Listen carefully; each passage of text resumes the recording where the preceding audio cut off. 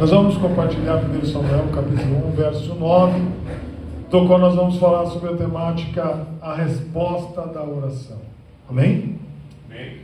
Como eu havia dito anteriormente, vocês já viram o cenário que às vezes as pessoas vão orar e querem uma resposta rápida de Deus. E às vezes, se Deus demora, as pessoas acham ruim, as pessoas se lastimam e perdem aquela expectativa, porque Deus demorou para responder. Nós entendemos que o tempo de Deus não é o nosso tempo. Se a Bíblia ensina que 1000 anos para o Senhor é como se fosse um dia, então imagina quantas coisas Deus pode fazer num dia. Se 1000 anos é como se fosse um dia. Mas vamos lá, o que eu quero compartilhar com vocês? De novo, eu vou reformular a pergunta. Alguém já pediu a Deus alguma coisa e demorou tempo para Deus responder? Eu creio que todos nós. E às vezes nós ficamos desanimados porque Deus demora para responder. Às vezes nós ficamos em maus lençóis porque Deus não respondeu. E quando nós olhamos para esse texto aqui, nós vemos duas pessoas importantes, ou três. Elcana, que era o sacerdote, Ana, esposa dele, e também Penina, que também era esposa. Aí você pode me perguntar, então quer dizer que existia poligamia naquele momento? Pode ser que existia poligamia, mas ao mesmo tempo, qual era o cenário que o pessoal estava vivendo ali? Ana estava triste, porque o seu útero, a sua madre, estava fechada. E ela queria ter o privilégio de dar um filho para o seu esposo, para Elcana, sacerdote, um filho homem. E ela ia e orava e ouvia os lábios para falar com Deus. Até que, pelo costume judaico, quando a mulher não consegue dar um filho para o esposo, ela é trocada, ela é deixada de lado, e o marido pode procurar ter outra mulher, deitar com outra mulher, ou ter essa mulher como mulher dele. Numa cultura machista como era o judaísmo, imaginamos o sofrimento desta mulher. Imaginemos o quanto foi difícil para ela viver todo esse cenário, esse drama, quando envolvia ela, Ana, envolvia Elcana, seu esposo, e envolvia Penina. Muito bem, a Ana era estéril, e o seu marido, como eu disse, ocupava cargo de sacerdote. Diz para vocês também que Elcana poderia estar vivendo a poligamia. Mas tudo isso tem um porquê. Será que a poligamia era tolerada? O que é poligamia? É quando o homem tem duas esposas, duas mulheres. Isso chama-se poligamia. Muito bem. O que existia dentro de Ana? Um espírito de amargura.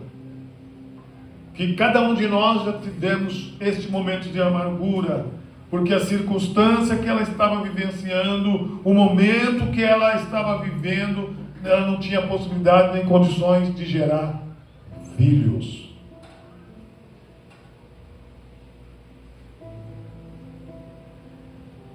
E ela se refugiava onde?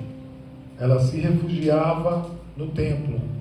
Ela ia no templo ou sinagoga, e lá ela ia e conversava com Deus. Deus seria a resposta para a aflição dela, para a angústia dela. Ao mesmo tempo, a oração dela não era gritando, não era pulando, não era gesticulando, mas simplesmente movendo os lábios. Ela queria sair daquela situação que não era plausível, que não era bom. Vale lembrar que ela estava vivendo um momento de angústia. Ela queria ter o privilégio de ser mãe, mas ter filho. Eu já encontrei várias pessoas que são mãe e não conseguem gerar filhos. É horrível. Essas pessoas que muitas das vezes levantam a situação e falam: eu não acredito acredito que Deus não tem possibilidade de me dar um filho. Mas o que chama a atenção é que nesse refúgio dela, no templo, na sinagoga, o sacerdote Eucana, o marido dela, fez juízo porque viu ela mexendo os lábios e falou assim: escuta, tu tá bêbada? É melhor você parar com esse vinho está deixando você esclerosada, está deixando você atrapalhada. Para de tomar esse vinho. Eu estou olhando e vejo que você está embriagada. E ela respondeu: meu senhor, eu não estou embriagada. Meu senhor, eu estou conversando com o Senhor, eu estou conversando com Deus, eu estou conversando com o Eterno. Será que isso alegrou o coração dela? Ou o coração dele? Por quê? Ela era considerada uma mulher indigna e uma mulher desprezada. E naquele momento que ela está conversando com Deus, com certeza aquilo consolava ela. Com certeza ela encontrava em Deus um aparato. E ao mesmo tempo que ela encontrava um aparato, ela estava prestes a receber um presente de Deus. Vamos pegar aqui o gancho do garoto Enzo, que todos estão olhando para ele. Para a Aline, ele é um presente de Deus. Amém. Para a Dalila,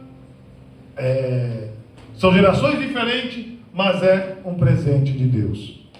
A geração do Enzo é uma, a geração da Dalila é uma, e a geração da Aline é outra. Mas não deixa de ser um presente de Deus. Então o que estava prestes a acontecer com Ana, ela recebeu um presente de Deus. E acredito ela que de tanto orar e de tanta humilhação, Deus ouviu a oração dela. E deu para ela um filho chamado Samuel, que quer dizer ouvido por Deus. E ela dedicou esse filho, ela consagrou esse filho a Deus. E quem foi esse filho que ela consagrou a Deus? O que ele fez? Por que esse filho? E para que esse filho? Quando você consagra uma pessoa a Deus, consagra uma pessoa ao Senhor, é Deus que cuida, é Deus que dá o desígnio, ou mostra o caminho, ou mostra o atalho. É Deus que permite que a pessoa até se perca, para depois ele puxar, como se fosse um pescador puxando a linha ou enrolando a linha, e vem todas as qualidades, e vem aquele peixe, ou grande ou pequeno. Deus muitas das vezes faz isso. E no caso de Ana, ela deu um nome para o filho, ouvido por Deus, devido a ela ter orado, devido a ela ter falado com Deus, e agora ela estava para viver o melhor momento, porque até ali ela era humilhada, ela sentiu-se indignada, mas a partir do momento que Deus começou a ouvir a resposta, ou Deus deu a ela a resposta, ela se considerou outra pessoa. Por quê? De indigna, ela começou a ser aceitada. O marido começou a olhar para ela com outros olhos, com um olhar de aceitação. Porque a coisa mais difícil quando o marido olha para a esposa com um olhar de reprovação. Era simplesmente isso que ele olhava para ela, olhar de reprovação. Mas estava ali uma mulher que conversou com Deus e dedicou e apresentou esse filho nas mãos de Deus. E Deus começou a dar o quê? A resposta. Deus começou a fazer o quê? Mostrar que Ele é Deus. Se um de nós tivemos essa experiência, Ana teve. Ana teve a experiência de perceber que Deus é Deus através da oração. Amém? Amém. E agora? Se ele veio ao mundo, quem era esse Samuel? Quem era esse Samuel? Samuel foi casado. Samuel teve filhos. O nome dos filhos dele é Joel e Abiás. E esse Joel, ou melhor, e esse Samuel no texto não fala o nome da esposa dele, mas ele foi casado e teve filhos. E sendo adulto, Deus fez com que Samuel crescesse, amadurecesse, e o homem que foi consagrado por Deus, agora ocupa-se um cargo no templo de três cargos: juiz, sacerdote e profeta. Aí a pergunta é: isso é um presente de Deus. A mãe não gostaria de ver o filho perdido. A mãe não gostaria de ver o filho nas mãos do diabo. A mãe não gostaria de ver o filho sendo engolido pelo sistema. Mas ela apresentou, ela consagrou. Em Juiz capítulo, ou melhor, 1 Samuel 7, 6 a 15, lá diz que ele foi juiz. Em Atos 3, 24, diz que ele foi profeta. E também em 1 Samuel 7, 9, diz que ele foi sacerdote. 3 cargos importantíssimos para quem foi dedicado, para quem foi consagrado a Deus. Mas tudo isso mediante a resposta da oração da mãe. A mãe orou. A mãe se humilhou diante do Senhor. Amém? Amém. Aí, quais são os principais pontos importantes da vida desse homem que foi consagrado e dedicado ao Senhor? Porque teve pontos importantes. Um dos pontos importantes que nós vemos na vida dele, que ele foi o primeiro fundador da monarquia de Israel. Por que ele foi o primeiro fundador da monarquia de Israel? Porque ele constituiu o primeiro rei, que foi Saul, e ele constituiu o segundo rei, que foi Davi. Tudo através dele. E ele também instituiu a primeira escolha do profeta em Ramá, que está em 1 Samuel capítulo 19, verso 18. Tudo isso porque foi a mãe dele que o consagrou, que apresentou ele ao Senhor. Então ele ungiu o primeiro rei de Israel, ele ungiu o segundo rei de Israel. Então, se nós olharmos para a mãe dele era para ser a melhor mãe do mundo, a mãe mais feliz, a mãe mais contente. E que se nós olhássemos, nós iríamos dizer: alguns de vocês, eu gostaria que minha mãe fosse assim. Por que eu estou trazendo essa mensagem para você? Eu estou trazendo essa palavra para você nesta noite, porque nós temos que crer na resposta de Deus. Ela creu.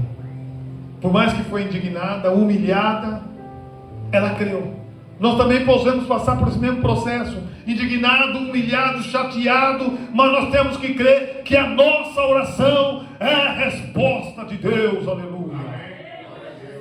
Nós não podemos achar que nós somos rejeitados e que Deus não olha para nós, que Deus não nos vê. Deus está olhando o que nós estamos passando. Deus está olhando o nosso flagelo, porque muitas das vezes nós passamos por situação de flagelo. E às vezes as pessoas não sabem o quanto dói o desprezo. Ninguém sabe o quanto dói o desprezo. Ela era desprezada, por isso ela vivia uma situação de amargura. Mas ela também viveu um momento feliz, porque ela recebeu um lindo, grande, maravilhoso presente de Deus, que foi um filho, do qual ela consagrou a Deus e que ocupou cargo nas casas de Deus. Imaginemos o contrário, se ela não servisse a Deus, ou servisse uma outra entidade, e era apresentado por caboclo, para outros deuses, mas não foi isso. Ele foi apresentado ao Deus eterno, ao Deus que cuida de tudo, a Deus que olha tudo, a Deus que vê todas as coisas. Aí chama a atenção que esse profeta Samuel, ou esse juiz Samuel, ou esse sacerdote Samuel, chegou à velhice.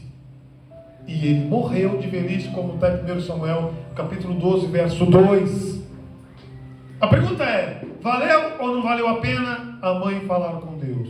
Eu digo que valeu. Valeu ou não valeu a pena ela estar na sinagoga se refugiando? Quando você vem para cá, você vem se refugiar em Deus. Então venha. Quando você vem para cá, você vem se refugiar em Deus. Então venha. Quando eu venho para cá, eu venho me refugiar em Deus, me afugentando dos prazeres, das coisas que são lá do mundo, que são do mundo. A mentira, o adultério, a fornicação, o pecado é do mundo. E quando eu refugio em Deus, eu encontro em Deus a vitória. Aleluia. Então nós temos que nos refugiar em Deus, refugiar no Senhor. É isso que ela fez. Ela descobriu, antigamente falavam-se muito que a oração é a chave da vitória. Com a oração, você abre portais. Eu acredito que nós estamos vendo os portais sendo abertos. E abriu de uma tal forma que o mundo está esquisito e estranho, porque os portais foram abertos. Se deduz que quando aconteceu o eclipse, agora dia 8, de segunda-feira passada, se não estiver equivocado, abriu-se muitos portais, por isso ficou o eclipse ficou escuro a parte da lua, e se deduz, de acordo com os estudiosos, principalmente da linha judaica, que os portais foram abertos. Aí quando os portais é aberto, logo em seguida, o que aconteceu essa semana? Israel foi atacado. Israel foi atacado. Mas Israel é a menina dos olhos de Deus. Mesmo se todos os países se levantarem e forem contra Israel, estão mexendo com a menina de Deus, ou os olhos de Deus. Israel é os olhos de Deus, porque eles são eleitos, eles são escolhidos, mas eles provavelmente apresentarão essa nação ao Senhor, que nem agora as nações estão querendo se reunir e atacar Israel. Vamos voltar um pouquinho. Eu disse a vocês que os portais foram abertos.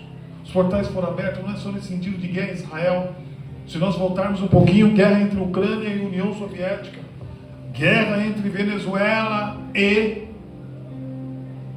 Guiana,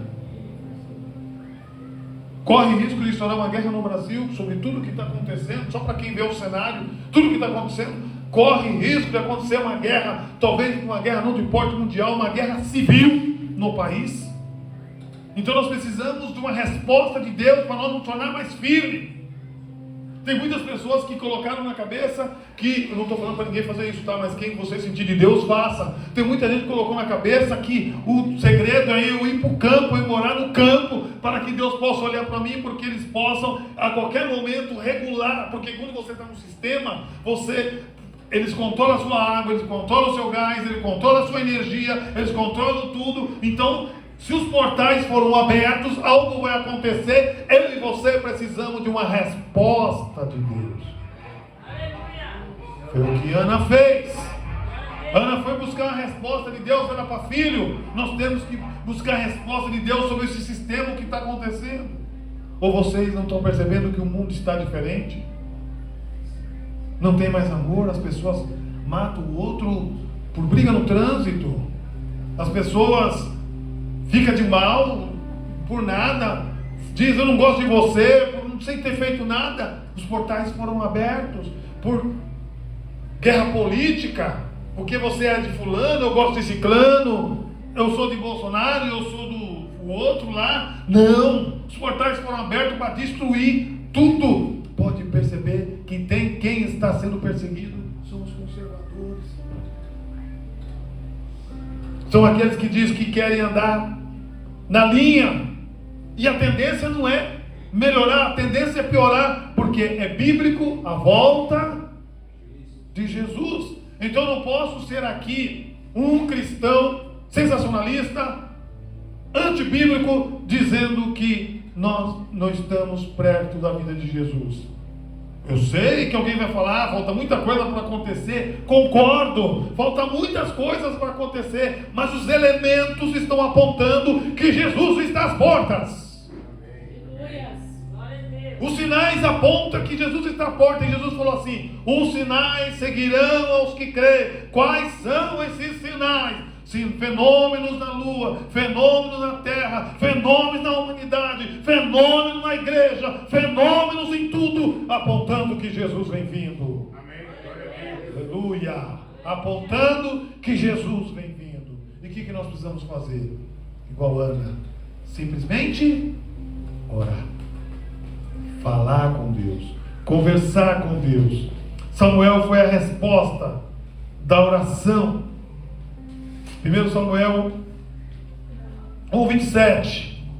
E depois, olha a resposta de oração, e Samuel se transformou num homem de oração. Ele entrou em crise. Samuel entrou em crise quando levaram a arca de Deus. E agora, a arca de Deus simbolizava a presença de Deus para o povo de Deus, tanto que colocaram mediante ao Deus Dagon, e determinado dia o Deus Dagon caiu morto, ou melhor, caiu no chão e ficou lá. Por quê? Não se compara o Deus eterno com qualquer outro Deus. O nosso Deus é diferente. Posso ouvir um glória? Glória a Deus! O seu Deus é diferente. Mesmo que você queira a resposta rápida, o seu Deus é diferente. O meu Deus é diferente. O seu Deus é diferente. Amém? Amém. Como que ele reagiu em tempo de crise? Ele foi fazer oração em jejum. E a arca foi o quê? Devolvida, porque ela estava incomodando. Ele tinha tudo para ficar bravo, ele tinha tudo para espraguejar. Por que fizeram isso com o povo de Deus? Levaram a arca, mas ele foi justamente aquilo que a mãe fazia. A mãe ia e refugiava-se no Senhor, no templo, e o filho começou a fazer muita coisa. Esse mesmo papel que a Aline está aqui fazendo, vindo, se refugiando aqui na igreja. Talvez as pessoas olhem, ela vai a bobinha para a igreja. Talvez as pessoas olhem, ela vai mais uma com o filho para a igreja. Essa aí é boba, essa não sei o quê. Ela está refugiando em Deus. Ou alguém vai dizer para a outra lá, é bobinha, está indo, ou bobinho está indo para a igreja, tão novo, está indo para a igreja. Mas é neste momento que você está semeando para depois colher. Amém. Me lembro, faz tempo, quando eu era jovem, 18 anos, eu ia para a casa do Senhor. Às vezes fardado. Às vezes fardado. Sério, Elias? Fardado, saía de uns Albuquerque, não podia passar das 22 horas. Passou das 22 horas, quem tivesse fardado na rua, a pé, polícia do exército, pegava. Eu lembro que orar de vigília, igual você faz de vez em quando, eu saía, vou para a vigília orar, e ia fardado mesmo, saía do quartel, já ia direto lá, ficava fardado, não podia andar de roupa civil, tinha que ser fardado. Aí alguns crentes olhavam e falavam assim, poxa, você fardado aqui na igreja? Não conheceu o fardado na igreja não, né? Mas sabia que eu ia fardado para lá? Eu ia fardado, porque eu ia me refugiar em Deus. E nós temos que fazer o mesmo. Nós não estamos aqui por um acaso, nós estamos nos refugiando no Senhor. Isso é uma graça, isso é uma misericórdia. Eu não sei também como a sua família pode estar pensando, não falam para vocês. Mas a sua mãe, ou não vou dizer sua mãe, mas provavelmente seu pai, ou algum da família de vocês pode estar falando, o que eles vão fazer na igreja? Sempre nós estamos nos refugiando em Deus, para que Deus nos dê vitória, para aquilo que vai acontecer no planeta, para aquilo que vai acontecer no mundo. Porventura nós sabemos o que pode acontecer no mundo. Nós estamos aqui. Tem lugar que não pode mais ter culto. Tem lugar que não pode mais falar contra o pecado.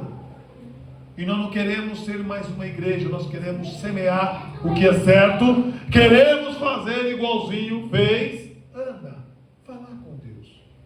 Conversar com Deus. A oração, ela é a resposta para todos os nossos problemas. Mesmo que demore. Ah, Senhor, eu tenho pressa. Quero rápido. O nosso mal é que nós não sabemos orar. Se nós queremos um carro de Deus, Senhor, eu quero um carro. Pronto, acabou, amém. Não. Você tem que falar, Senhor, eu quero um carro assim. Esse carro é da Fiat, ou da Toyota, ou da Honda, ou da Hyundai, mas assim. É esse carro que eu quero. A mesma coisa para a casa, eu quero uma casa assim. A mesma coisa para nós relacionar com uma pessoa. Eu quero uma pessoa assim. Deus vai ouvir a nossa oração. A palavra diz assim: pediste e não recebeste, porque pediste. Não. Temos que saber conversar com Deus, dialogar com Deus. Incrível, mas era sobre dialogar. Se não, a resposta não viria. Deus só responde quem sabe dialogar com Ele. E nós viemos aqui, e esse não é o principal diálogo com Deus. O principal diálogo com Deus é quando nós cumprimos o que diz em São Mateus 6. Entra na tua casa e ora para o teu Pai em oculto, e Ele te recompensará. Amém? Amém. Queria deixar essa mensagem para você, dizendo o seguinte, que através de Samuel, o povo de Israel não foi derrotado pelos filisteus, porque Samuel foi de oração, mas ele foi consagrado a Deus. Como saber se um homem é consagrado a Deus? Quando ele mantém uma constância, quando ele mantém uma permanência. Não vale a pena hoje vocês me verem, hoje eu sou crente, aleluia, glória a Deus, amanhã.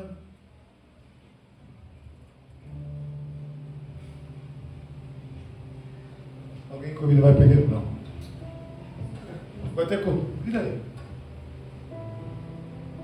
Como é que é um crente permanente?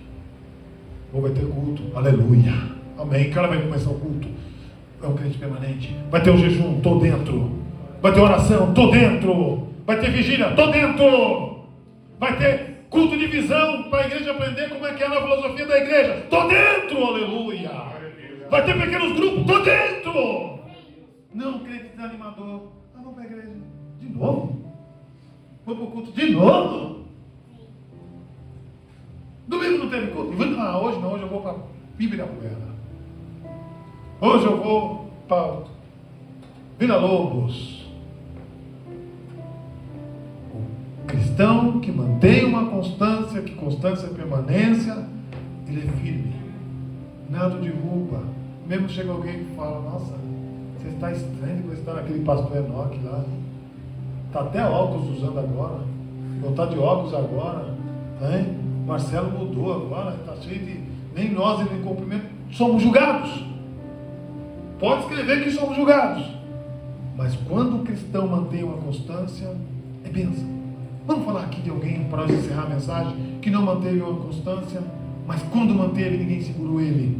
Falo de quem? Falo de Pedro.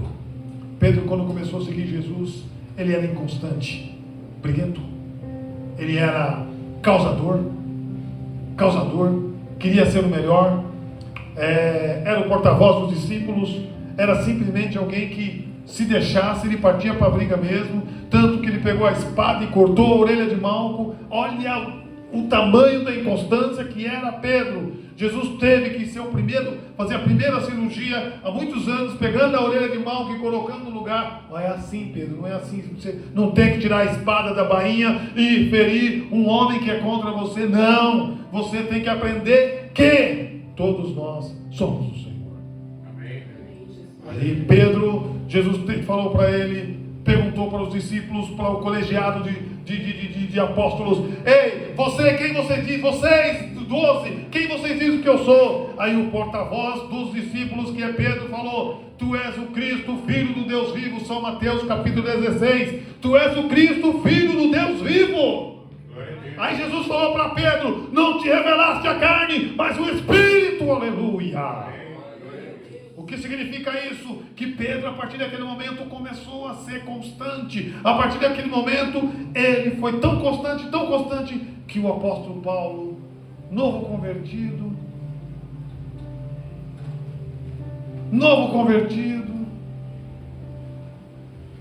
olhou para Pedro, viu Pedro comendo com gentios. Acho que você já leu isso. Pedro, até agora você come com gentios? Paulo é novo convertido. Como que ele fez isso? É que Paulo, quando teve encontro com Jesus em Atos capítulo 9, no caminho de Damasco, a partir daquele momento Paulo foi constante. A Bíblia não fala de Paulo sendo inconstante. A convicção dele era tão grande, tão forte, que ele aceitou a Cristo, que ele dizia: o morrer com Cristo é viver. Amém. Glória a Deus. E nós precisamos ser constantes assim. Não podemos dizer: hoje eu vou na igreja, amanhã não. Hoje eu vou orar, amanhã não. Hoje eu vou jejuar, amanhã não. Se nós quisermos uma resposta da oração, nós temos que nos apresentar diante de Deus, venerar Ele, adorar Ele. Porque eu admiro os muçulmanos. Eles param 3 vezes ao dia: 9 horas da manhã, meio-dia e às 3 da tarde, para reverenciar Allah. E nós muitas vezes não fazemos isso. Mas Ana, ela é um exemplo para nós, um exemplo de mãe, que depois vê a geração dela, que é o filho Samuel, um exemplo de filho, um exemplo de sacerdote, um exemplo de juiz, um exemplo de profeta. Se você porventura está decepcionado com o juiz, decepcionado com o profeta, decepcionado com o sacerdote, que sacerdote hoje são os pastores, e tem muita gente que está decepcionado, juízes são aqueles da corte, que também você pode estar decepcionado, mas não esteja decepcionado com o nosso Senhor, porque Ele é tudo para mim, Ele é tudo para você. Imagina o cenário se a Ana estivesse decepcionado com Deus. Ela estava frustrada, ela não tinha condição de gerar filho, mas ela insistiu com Deus. Me dá um presente, eu quero. Eu não sei qual é o presente que você precisa, mas Ele está aqui para te dar. Toma posse. O seu presente pode ser um carro, o seu presente pode ser um companheiro, pode ser uma companheira, mas Ele está aqui para te dar. O presente pode ser um novo emprego, Ele pode te dar. Amém? Amém. Precisa você crer. Tema da mensagem: resposta à oração. Deus quer responder a sua oração. Amém. A minha, a nossa oração. Amém? Amém. Deus os abençoe.